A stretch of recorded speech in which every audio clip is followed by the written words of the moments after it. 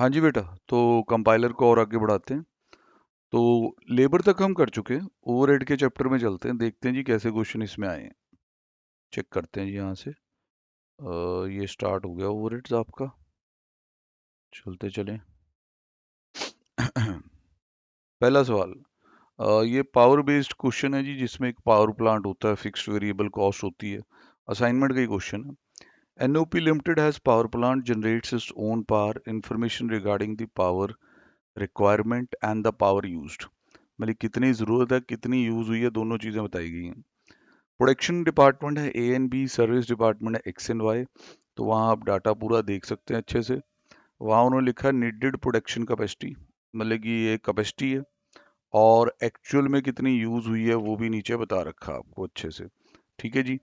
अब आपको during the quarter cost of generating the power बताई गई है 12,60,000 रुपये, जिसमें 4,20,000 रुपये फिक्स्ड है। कॉन्सेप्ट अच्छे से ध्यान में है आपको। फिक्स्ड वाला कैपेसिटी टू यूज़ के हिसाब से, और जो वेरिएबल पोर्शन होगा वो एक्चुअल यूसेज के हिसाब से जाना चाहिए। Service department X render service to A B Y in this ratio. X department render service to A B in the ratio 4:1। तो इससे क्लियर हो जाता है कि आगे सेकेंडरी डिस्ट्रीब्यूशन स्टेप मेथड से बने। तो भाई बहुत ही ईजी है, असाइनमेंट में किया ही हुआ है एक तरह से। ये वेरिएबल वाला आप देख सकते हैं पावर यूज्ड के अकॉर्डिंग, फिक्स्ड वाला कैपेसिटी के अकॉर्डिंग। फिर टोटलिंग हो जाएगी, टोटलिंग होने के बाद स्टेप डिस्ट्रीब्यूशन मेथड लग जाएगा। स्टेप डिस्ट्रीब्यूशन में आप चेक कर लो, डिपार्टमेंट एक्स पहले बांटेंगे, ये देखें ये वाला पहले बांट रहे हैं, ठीक है। फिर उसके बाद जी दूसरे का नंबर आ जाएगा, फिर सेकेंडरी होने के बाद उसे पर आर किया गया। तो ये तो बेटा डायरेक्टली असाइनमेंट में से, इसमें कोई कहानी है नहीं वैसे। और अगला सवाल देखते हैं जी क्या है। मशीन आर रेट का क्वेश्चन लग रहा है पढ़ने में, तो बाकी देखें। Jena private limited purchase a machine costing 29,14,800, expected to have a salvage value of 1.5 lakh रुपए at the end of 15-year life. Ordinarily machine is expected to run for 4,500 hours, but it is estimated कि 300 घंटे normal repair maintenance में चले जाएंगे, तो वो आपको minus करने पड़ेंगे। रिपेयर मेंटेनेंस का खर्चा पूरी लाइफ का बताया हुआ है इतना, इंश्योरेंस बताई हुई है, ऑयल लुब्रिकेंट बताए हुए हैं, पावर कंजम्पशन बताई हुई है, सुपरवाइजर की सैलरी बताई हुई है पर मंथ, कितना टाइम वो इस मशीन को देता है ये भी बताया हुआ। तो सबसे पहले तो जो इफेक्टिव आवर्स हैं वो ये आप चेक करें, 4200 हो गए। फिर जिस तरह जी बाकी कैलकुलेशन है, ज़्यादा क्लासिफिकेशन नहीं की हुई, वेस्टेड आंसर में सीधे ही निकाल दिया, कहते बेटा फिक्स वेरिएबल छोड़ो। रिपेयर मेंटेनेंस जिस तरह आप देख सकते हैं 5,40,000 रुपये पूरी लाइफ के थे, डिवाइड बाय 15 करके पर एनम कर दिया, क्योंकि 15 ईयर की लाइफ है। पावर का क्या सीन है सर? सर पावर के बारे में बात कर लेते हैं। 10 यूनिट 1 घंटे के, 7 रुपये का 1 यूनिट है। अब हमारे पास जितने आवर्स हैं 4200 घंटे हैं, तो इंटू 10 यूनिट इंटू 7 रुपये, ये पावर आ गई 1 साल की, ये रिडेप्शन आ गई, ये इंश्योरेंस आ गई। यहाँ तक तो सब क्लियर सही है। ऑयल लुब्रिकेंट भी आ गए। सुपरवाइजर साहब क्या कहते हैं, 24,000 रुपये पर मंथ है, 1/3 टाइम दे रहे हैं, 24 इंटू 12 इंटू 1/3। लो जी सर, बिल्कुल ही फ्लैट। अब सर ये सारा जोड़ दिया गया है, डिवाइड बाय 4200 करके रेट पर आ गया। अब जिस तरह आपको आता है उस हिसाब से तो भाई ये आपको फिक्स वेरिएबल क्लासीफाई करके करना चाहिए था, वो ज़्यादा अच्छा होता। देन उसके बाद जी हमारा थर्ड जोड़ा सिचुएशन है, ABS Enterprise produces a product, adopts a policy to recover the factory overhead, applying blanket rate on machine hours. ऐसा लिखा होगा। Cost record of the concern reveals the following info: budgeted production overheads, budgeted machine hours, फिर actual. Sir ये over under absorption पे जाएगा सवाल। अब actual में कुछ नॉर्मल खर्चे भी इंक्लूडेड हैं। Paid to worker as per the court order, wages for strike period, store return of. ये अब नॉर्मेलिटीज इसमें से हटानी पड़ेंगी पहले। पिछले साल के खर्चे भी बुक हुए हुए हैं। और ऐसा ही क्वेश्चन अंडर ओवर में सिखाते होते हैं शुरू शुरू में। प्रोडक्शन यूनिट कितने हैं, सेल कितनी हुई है, फिर एनालिसिस क्या बताता है कि 1/3 of the under absorbed was due to defective planning, balance due to increase in cost. वो कह रहा है बेटा ये बताओ amount of under absorbed overheads कितने हैं। चलो कोई बात नहीं सर, पहले रेट फिक्स करते हैं, budgeted production overheads divide by budgeted machine hour, इससे एक रेट फिक्स हो जाएगा। ये इन्होंने यहाँ किया होगा, ये देखिए ये रेट फिक्स हो गया। इससे ओवरहेड अब्जॉर्ब निकालते हैं, ये इस पे लग जाएगा तो ओवरहेड अब्जॉर्ब आ जाएगा, जो ये रेट है। हम अपने तरीके चल रहे हैं जैसे हम वहां करते थे क्लास में, ये आ गया। फिर इनको अब्जॉर्ब वालों को देख लें अच्छे से। अगर आप सीधा एक्चुअल से कंपेयर करोगे, सीधा एक्चुअल से कंपेयर करने का मतलब 880 से कंपेयर करोगे, देन यू आर रॉन्ग, फिर आप गलत हैं। क्योंकि उस 8,80,000 के अंदर कुछ एबनॉर्मल चीजें भी हैं, ये देखें, उन्हें हटाया गया। 8,80,000 amount paid to worker, wages, stores, expenses of previous, ये सारे एबनॉर्मल खर्चे जब इसमें से हट जाते हैं तो ये खर्चा कहता है कि भाई अगर अब नॉर्मलिटी हटा भी दो तो भी मैं 7,51,500 तो हूँ भाई, 751,500 तो मैं तब भी हूँ। तो this is the basically amount of overhead actually incurred, ये अब्जॉर्ब्ड है। तो there is a heavy under absorption, 2,34,000 रुपए की अंडर ऑब्जॉर्प्शन यहाँ पे है। बोलो जी पक्का? हाँ जी सर, 2,34,000 की अंडर ऑब्जॉर्प्शन तो साफ दिख रही है। अब सर होता क्या है, जब 2,34,000 की अंडर ऑब्जॉर्प्शन आती है, इसमें से 1/3 डिफेक्टिव प्लानिंग की वजह से है, बाकी इंक्रीज इन कॉस्ट के कारण है। तो हमें क्या करना है कि द 1/3, 234 का 1/3 78 जो आया, ये तो कॉस्टिंग पी एंड एल में डालना है, ठीक है भाई। और बाकी जो 2/3 है, इसका ट्रीटमेंट सप्लीमेंट्री रेट से करना है याद, कि जब अंडर ऑब्जॉर्ब रह जाता था तो हम कहते थे ना कॉस्ट कम रिकवर हुई है तो सप्लीमेंट्री रेट लगा के कॉस्ट को बढ़ा देंगे हल्का हल्का। हाँ जी सर याद है।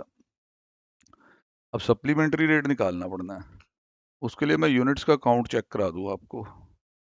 सर देखो 30,000 यूनिट ये कह रहे हैं जी फिनिश हुए, 27,000 इसमें से बेच दिए गए हैं।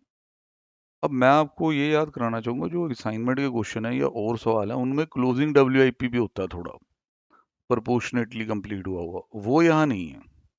तो यहाँ 30,000 यूनिट में से 27 बिके, मतलब कॉस्ट ऑफ गुड सोल्ड है, 3,000 एफजी में बचे होंगे। तो अगर आपको सप्लीमेंट्री रेट निकालना है तो उसके लिए नंबर ऑफ यूनिट प्रोड्यूस 30,000 ही है, और कोई मेहनत नहीं करने लग जाना, गलत हो जाएगा। फिर इसकी एप्लीकेशन, 3,000 यूनिट क्लोजिंग स्टॉक है, उसकी वैल्यू बढ़ा दो, 27,000 यूनिट सीओजीएस है, उसकी वैल्यू बढ़ा दो। ये कहानी आपको करनी थी सर, काफी इजी क्वेश्चन अभी तक तो। अगला जी प्राइमरी सेकेंडरी का इजी सा क्वेश्चन आया, होपफुली मतलब कि ये आप खुद भी देख के कर सकते हैं, बाकी एक बार मैं गो थ्रू करा देता हूँ। 3 प्रोडक्शन डिपार्टमेंट, 2 सर्विस डिपार्टमेंट दिए हुए हैं। देन उसके बाद जी सारे जो बेसिस वगैरह होते हैं वो यहाँ, एक्सपेंसिव दिए हुए हैं, रेंट, जनरल लाइटिंग, इनडायरेक्ट, ये सारा। सन्ड्रीज क्लियर कर दिया गया कि डायरेक्ट वेजेस पे बांटना, तो अच्छी बात है भाई।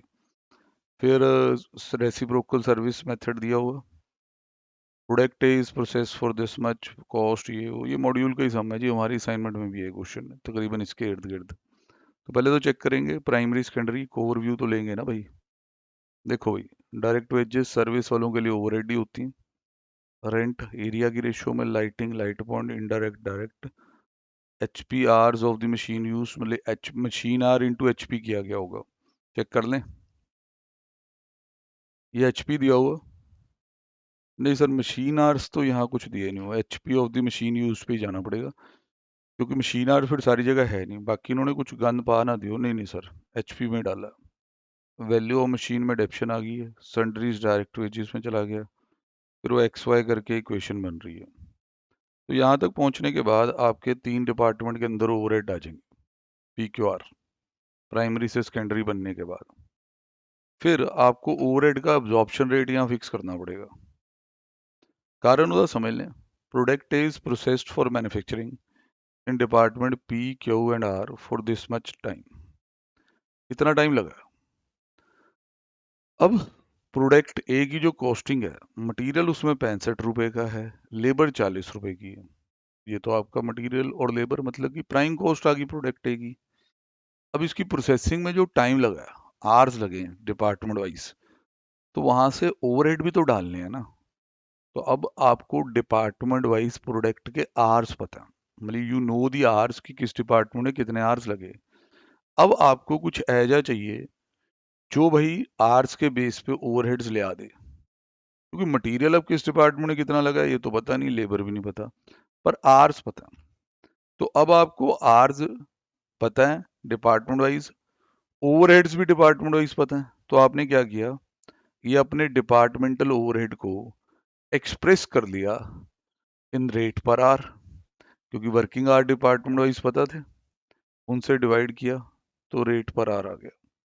फिर जी कॉस्ट ऑफ प्रोडक्ट आ गई, मटेरियल लेबर, फिर ओवरहेड्स, 6 घंटे के लिए, 5 घंटे के लिए, 2 घंटे के लिए, इस हिसाब से टोटल कॉस्ट आ जाती है। तो बहुत ही ध्यान से, ओवरहेड का जो रिकवरी रेट है वो बेसिकली हमने पर आवर फाइंड आउट किया है डिपार्टमेंटल आवर्स के बेस पे। अगला सर जी बिल्कुल ही फ्लैट क्वेश्चन है, मॉड्यूल में भी है, देन हमारे पास असाइनमेंट में भी है, तो ये सब कर रखा है। बट अगेन अगर एक गो थ्रू, क्योंकि बच्चे को ये होता है कि चलो जी गो थ्रू हो गए, एक बार मैंने स्कैनर देख लिया सारा वीडियो में, तो वो मैं करवा देता हूँ। आओ सर देखते हैं। Machine shop has 8 identical machines manned by 6 operators. Machine cannot be worked without an operator wholly engaged on it. Original cost of all 8 machines is this much. Following are the particular for 6 months period. Normal available hours, absenteeism without pay, absenteeism या leave with pay. तो इससे सबसे पहले हम effective hours निकालते होते थे कि 160 आवर्स ही चलेगा। फिर नॉर्मल, उसके बाद लिखा हुआ नॉर्मल अनअवॉइडेबल आइडल टाइम। अच्छा जी ये कहानी भी अभी तो ये भी लेस होके फिर 160 तक पहुंचेंगे आप।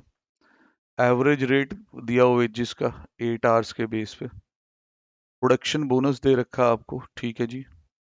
Power consumed, supervision, indirect labour, electricity, ये सब दिया हुआ। अब ध्यान रखना कि ये पहले वाले पर्टिकुलर 6 मंथ्स के लिए बोले गए हैं। अब जो लिख के आ रहा है इसमें लिखा हुआ these particular are given for a year. अब आपको 5 मार्क्स के लिए सिर्फ ये डाला गया, यार ये थोड़ा गलत है, नंबर ज्यादा होने चाहिए थे। पहले तो भाई आर्स की कैलकुलेशन में चलते हैं। ये देखें सर, ये इन्होंने यहाँ से भाई 6 महीने 6 मशीनें बना लिया, एब्सेंटिज्म माइनस करनी शुरू कर दी, फिर उसके बाद जी ये आपका लीव आवर्स माइनस करना शुरू कर दिया, फिर उसके बाद जी ये सारा जो है आप चेक कर सकते हो। तो अकॉर्डिंगली 7200 इनके पास आए हुए हैं। बाकी अगर हम यहाँ से खुद भी चेक करें, देखो भाई ये 208 माइनस, एक बार चल पड़ते हैं, 208 माइनस 18 माइनस 20 माइनस 10, 160, 160 बनता है। यहाँ कुछ और किया क्या, 208 इंटू 6 इंटू 6, एक मिनट यार, यहाँ ना 18 इंटू 6 ऑपरेटर, यहाँ से तो 160 इंटू 6 इंटू 6 5760 आता है, ये 7200 निकाला है इसने। चलो इसकी भी सुनते हैं 2 minute. 6 month 6 operator hours, 208 into 6 into 6 operator, ये तो समझ आएगा। अब 18 घंटे की जो छुट्टी है, मैं बता देता हूँ क्या है। ये एब्सेंटिज्म जो है ना वो आवर्स पर ऑपरेटर है, पर मंथ नहीं है। मतलब कि ये जोड़े आवर्स दिए हुए हैं वो पर ऑपरेटर पर मंथ नहीं है, ये बेसिकली दिए गए हैं पर ऑपरेटर, मतलब 6 महीने में वो इतनी छुट्टी होगी। समझ गए जी। तो यहाँ पे जी आपको 6 महीने के हिसाब से चलना, मतलब कि 18 घंटे एक बंदा 1 महीने में नहीं एब्सेंट हो रहा, 6 महीने में हो रहा। ठीक है जी, बात फिर तो समझ आती है। लीव का भी सेम ही सीन है, नॉर्मल आइडल टाइम का भी। अगर उसे वो पर ऑपरेटर पर मंथ लिया जाए तो चीज़ें अलग हो जाएंगी, ध्यान से। तो ये जरा ध्यान से पढ़ लेना, यहाँ पे पर मंथ पर ऑपरेटर है और बाकियों के साथ पर मंथ नहीं है। ठीक है जी, तो काफ़ी ज़्यादा डिफरेंस वहाँ से हो गया। आफ्टर दैट जी वेजेस वगैरह को डिवाइड करके फिर उसको अमाउंट को निकाला गया है for this 6 months period, operator wages, फिर उसके बाद बोनस, बहुत चीज़ें हैं। थोड़ा थोड़ा इनकी वेरिफिकेशन हमें करनी होगी कि कैसे निकाला गया। देखिए जी यहाँ आपको मैं बता देता हूँ, जैसे इसमें लिखा हुआ है average rate of wages per day of 8 hours is ₹100। इससे आपका एक रेट आ जाएगा। अब सर आपको ये देखना होगा कि जो पेमेंट के लिए आवर्स होंगे ना वो अलग घुसेंगे। बिल्कुल सर, पेमेंट के लिए आवर्स अलग होंगे। पेमेंट के लिए जब आवर्स की बात करते हैं तो इनके पैसे नहीं कटते होते, सिर्फ जो आपका एब्सेंटिज्म विदाउट पे है उसके पैसे कटेंगे। मतलब for the purpose of payment hours इतने हैं। तो इन्होंने उसके बेस पे कंप्यूट किया, ठीक है जी, उस चीज को। हाँ जी भाई। तो ये ऑपरेटर का पॉइंट हो गया। अब ऑपरेटर का जब पॉइंट हो गया तो उसके बाद आप ये देखें कि वेजेस आने के बाद, जैसे 7380 आवर्स की वेजेस आ गई हैं, उधर कहीं बोनस भी लिखा होगा बेटा, 10% ऑन वेजेस। अब ये तो भाई ऐसा है कि वेजेस अगर सही आ गई तो बोनस भी सही आ जाएगा। समझ लीजिए, अगर बोनस वेजेस गई तो बोनस भी गया। बाकी पावर कंज्यूम्ड और ये सारी चीजें तो इन्होंने कॉपी की हैं, इनडायरेक्ट ये वो, क्योंकि तो दिए हुए हैं 6 महीने के। ठीक है, यहाँ तक तो। फिर जो ईयरली चार्जेस हैं वो भी सौखी हैं। अब जैसे following charges are the particular are for a year, तो ये जैसे इंश्योरेंस हाफ कर दिया। फिर उसके बाद ये आपका सन्ड्री एक्सपेंसेस, ये डेप्रिसिएशन, ये सारी चीज़ें भी ध्यान से आपको हाफ ईयर पे लाके यहाँ लिख देनी है। फिर ये सारे ऐड हो जाएंगे, फिर उसको आप 7200 से डिवाइड करो। देखो जी, आगे इसने लिखा machine hour rate may be calculated alternatively further the presentation of figures may also be done on monthly और एनुअली बेसिस। ठीक है जी। तीन मेन डिपार्टमेंट अगले क्वेश्चन में, दो सर्विस हैं, डाटा गिवन है, जैसे कि एक्सपेंसिव दिए हुए, एरिया दिया हुआ, नंबर ऑफ एम्प्लॉय दिए हुए हैं। अब लिख के आता है cost of maintenance department and personnel department is distributed on the basis of area and number of employ. तो ये मेंटेनेंस के लिए हो गया, दूसरा नंबर ऑफ एम्प्लॉय पर्सोनल के लिए हो गया। अब कहता है बेटा स्टेप डाउन मेथड लगा दो। अब ध्यान ये रखना है कि यहाँ रैंकिंग वाली प्रॉब्लम ना आ जाए, क्योंकि देखिए अगर हम ध्यान से देखें कि अभी हमें मेंटेनेंस डिपार्टमेंट को बांटना है, तो उसके लिए इन्होंने बेस दे दिया अपने को एरिया का। तो अब अगर हम आराम से करेंगे तो इसको छोड़ दो, बाकी ये इससे हो जाएंगे। फिर पर्सोनल को बांटना है तो इसको छोड़ दो, बाकी ये इससे हो जाएंगे। ठीक है भाई, बिल्कुल सर। पर ये तो इन्होंने कहा नहीं ना, ये तो रेसिप्रोकल हो जाएगा। हमें यहाँ पे कौन सा मेथड लगाना है, स्टेप डाउन।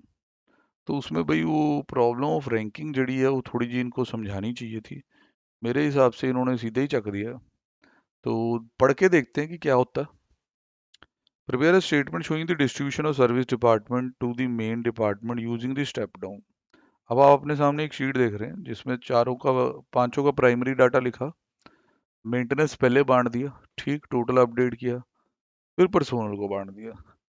पर सर ये अब बेस कैसे बना ना कि ये पहले वो बाद में। सर हमें जो आता है हम वो यहाँ चेक करेंगे, बाकी देखते हैं कि इंस्टीट्यूट ये लगा रहा है या कुछ सीक्वेंस ही फॉलो करता चल रहा है। हाँ जी, अगर मेंटेनेंस का देखें तो 12 15 ये हो गए 27 प्लस 7 कितने हो गए जी, 34, 34 प्लस 6 40। तो 6 एम्प्लॉई आउट ऑफ 40 पर्सोनल के हैं। ठीक है जी। ऐसी दूसरी तरफ अगर देखें तो पर्सोनल ने 8 17 25 25 और 7 कितने हुए, 32 32 और 2 34। 34 में से दो आपके इसके हैं। तो ये तो 15% है बेटा, ये 10% भी नहीं है। तो आपको याद होगा कि हम टाई ब्रेकर करते होते थे कि percentage of service render to one another. अब पर्सोनल मेंटेनेंस ने जो सर्विस पर्सोनल को दी है वो 6/40 है, दूसरी तरफ 2/34 है। तो ऑब्वियस है ज़्यादा सर्विस एक तरह से हमारे ये मेंटेनेंस नहीं दी है, तो पहले इसे ही बांटना चाहिए। ये देखिए जी, बांट दिया गया। उसके बाद जी पर्सोनल को बांटा जा रहा। तो ये यार कुछ करके दिखाना चाहिए था यहाँ पे। अब ऐसे आप बना दोगे और बंदा अपने आप ही समझ ले, सही बोलूं तो बात अच्छी से नहीं लगती, जचती नहीं है ऐसी बातें आईसीआई को। बट अगला कहता है कि चलो कोई नहीं, आप पे दिमाग खपा लेंगे, हमने तो सजेस्टेड बनाने की खाना पूर्ति कर दी है, बहुत है इतना ही। तो भाई ये थोड़ा देख लेना कि अपने आप इस तरह होता नहीं है। अब ये हमारे एक्सपेंसेस वगैरह आ गए, और ये पोर्शनमेंट के बाद अब बी पार्ट पढ़ लो तो आगे भी समझ आ जाए। Compute rate per hour for each main department given that purchase department packing and distribution works for 12 hours a day, 24 hours 24 hours a day and 8 hours a day respectively. अच्छा जी, आपका जो पहला डिपार्टमेंट है वो 12 घंटे चलता, मिडिल वाला 24 घंटे, लास्ट वाला 8 घंटे। सर 24 घंटे कैसे चल सकता है, लोग घर नहीं जाते sir. Dual shift triple shift इस पे काम होता होगा। 365 दिन कहता है जी, आप माने कोई भी छुट्टी नहीं है, तो लोग जिंदगी कैसे जिएंगे सर? लोग बदल दिए जाते हैं ना, वीकली ऑफ दे दिया जाता है सबको और एक्स्ट्रा स्टाफ रखा जाता है। तो पहले वाले के आर्स ये आए 365 × 12, अगले के 365 × 24, लास्ट के 365 × 8। इससे जी आपका रेट पर आ रहा है, चेक कर लें अच्छे से। फिर अगला आता है जी आपका 7th क्वेश्चन। ये बिल्कुल ही जी सारी बुक्स में से कॉपी क्वेश्चन था, सबके पास ही था। XYZ लिमिटेड मैन्युफैक्चर है सिंगल प्रोडक्ट। ओवरहेड का रेट यहाँ 20 रुपी पर मैन डे दिया हुआ है। Total factory overhead incurred and man day actually worked बताए हुए हैं।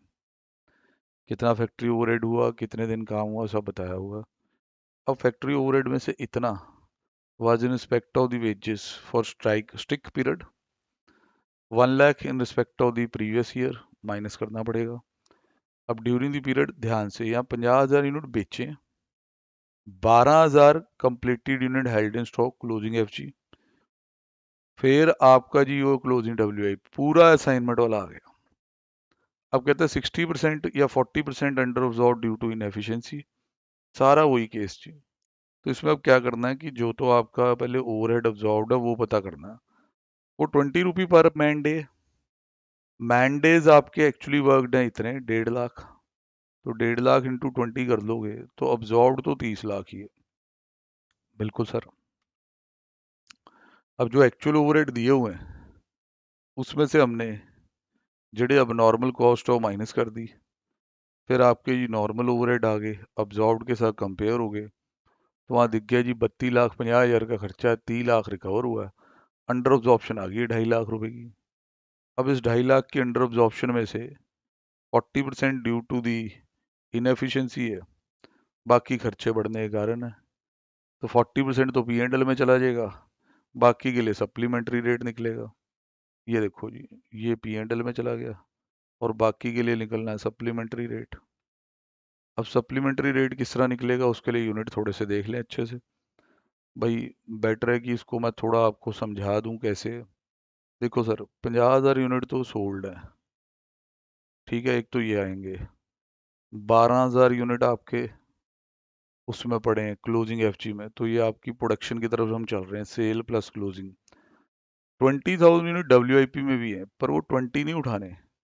कितने परसेंट कंप्लीट है? 65%। ये चीज़ है। तो टोटल आपके 75,000 यूनिट आ जाएंगे। टोटल आपके 75,000 यूनिट के बेस पे एक सप्लीमेंट्री रेट 2 रुपये पर यूनिट फिक्स्ड होगा।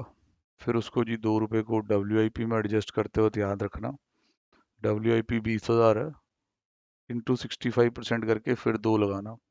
Increase in WIP, increase in FG, increase in cost of sale, ये सब। तो ये भाई अभी तक का ओवरहेड था, जो कि मेरे हिसाब से बहुत ही आसान है। हाँ भाई, इनके साथ साथ अपनी असाइनमेंट जरूर करनी है, इतना कम ना करके जाना, दिक्कत आ जाएगी। ठीक है भाई, डन है अभी के लिए।